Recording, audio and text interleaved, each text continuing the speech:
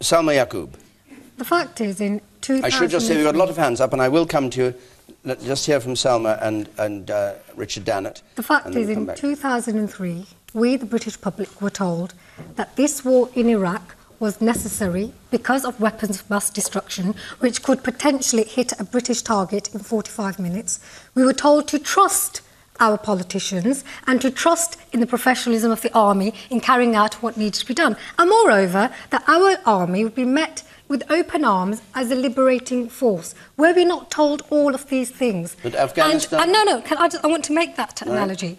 And so General Dannett has sat here tonight and admitted we did not understand the complexities looking back now.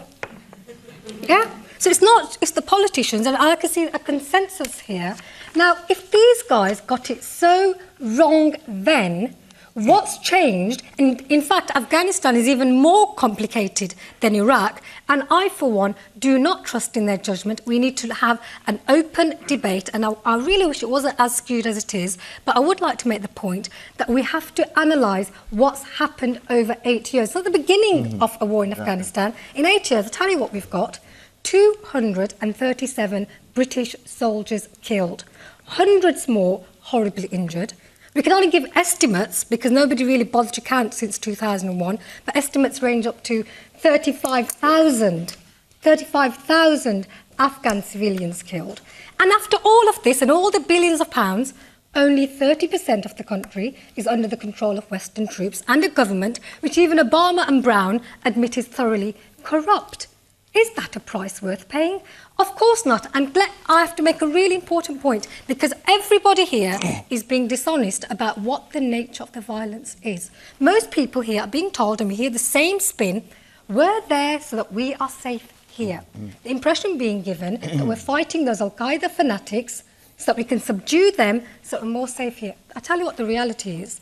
The bulk of the fighting is due to the fact a significant section of the Afghan population, not all, but a significant section, see our troops, as the Iraqi people did, a proportion of those people, not as liberators, but as invaders. They are fiercely tribal, fiercely proud of their nation, and that's what this fight is about. That's why we're seeing the attacks increase. Yeah, when the generals tell us that Al-Qaeda is virtually gone from Afghanistan, that's what American generals said in May, but we're seeing an increase in attacks. That's because there's dishonesty from our politicians about what our troops are being asked to do.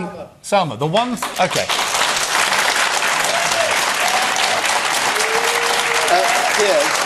Well, first of all, a brief rebuttal, it's very brief. And then I will come to our audience. Very eloquently put. However, the one thing you didn't mention in that great rhetoric was why we went into Afghanistan to start with. And that is what is key. In Iraq, I didn't believe in it. There were no weapons of mass destruction. In Afghanistan, in Afghanistan, we went in there because of 9/11. It was quite clear that Al-Qaeda had been training and operating to plan those atrocities in Afghanistan. To me, that is justification for military action. Now, there have been problems. Paddy's right. There have been problems in how we've conducted it. But I think everyone, I'm sure General Dannett would agree, we are now, I think... Are we more safe? No. Are we more I didn't say that. I said we're now in a consensus. That's the criteria. We're now in a consensus. More safe now? We're now in a consensus where there is containment on the ground in Afghanistan, which must be helpful to world peace. I want to move this discussion on.